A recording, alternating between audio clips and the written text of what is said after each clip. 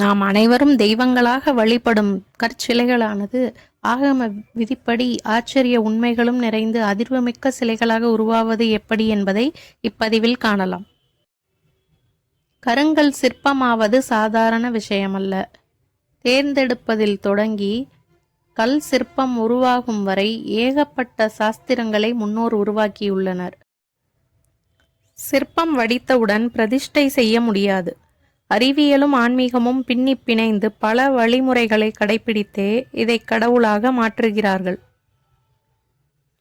ஆகம விதிப்படி உருவாகும் கடவுள் சிலைகள் முதலில் சுத்தம் செய்யப்பட்டு ஜலவாசத்தில் வைக்கப்படுகிறது. அதாவது 3 புண்ணிய நதிகளின் நீரையும் கடவுள் சிலை எந்த தளத்தில் வைக்கப்படுகிறதோ அந்த தீர்த்தத்தையும் சேர்த்து புதிதாக உருவாக்கப்பட்ட சிலையை ஒரு மண்டலம், அதாவது 48 நாட்கள் அமிழ்த்தி வைக்கப்படும். அறிவியல் படி ஜலவாசத்தில் 48 நாட்கள் இருக்கும் நிலையில் ஏதேனும் பிளவுகள், ஓட்டைகள் இருந்தால் அதனுள் நுழையும் நீர் குமிழிகளை வெளியே விடும். இதனால் அது பின்னமான சிலை என்றும் வழிபடத்தக்கதல்ல என்றும் கண்டுபிடித்து விடலாம். குறையுள்ள சிலையை பிரதிஷ்டை செய்வது அந்த ஊருக்கும் மக்களுக்கும் கேடு விளைவிக்கும்.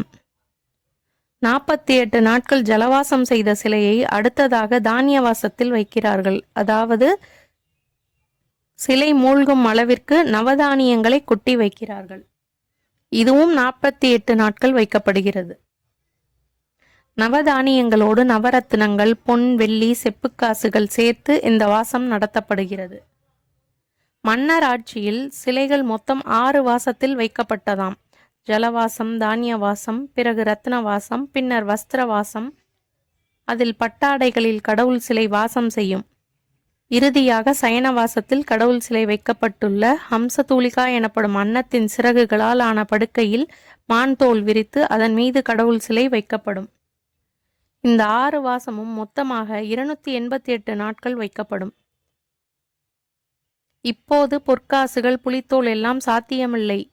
எனினும் நவதானியத்தோடு பொற்காசுகள், நவரத்னங்களும் இயன்ற அளவு சேர்க்கப்படுகிறது. ஜலவாசத்தில் சிலைகள் ஓட்டை இருந்தால் தெரிந்துவிடும். தானிய வாசத்திலும் குறைகள் தெரிந்துவிடும். அதுபோலவே தன் வஸ்திர சயன வாசத்தில் சிலைகள் தெய்வ அதிர்வினை பெறும்.